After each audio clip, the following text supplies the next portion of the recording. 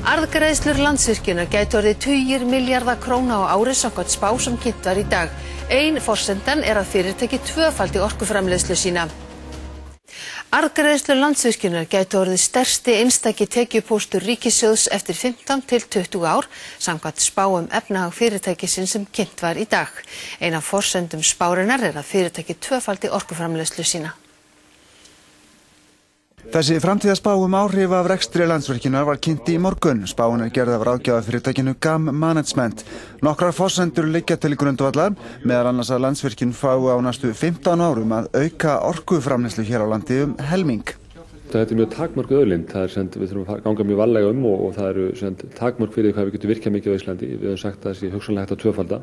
Menn geta haft skipta skoðunum það, en það rammaáætlun mun verða það lykilplagg hvað verður leyft, en við sjáum fyrir okkur hagkvæma kosti sem við getum ráðist í.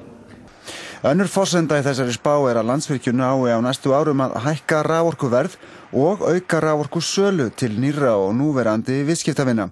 Gangi allt þetta eftir á næstu 15 til 20 árum gæti Landsvirkjun skilað tugum milljarða króna í ríkissjóð árlega, orðið stærsti einstaki tekjupóstur hins opinbera.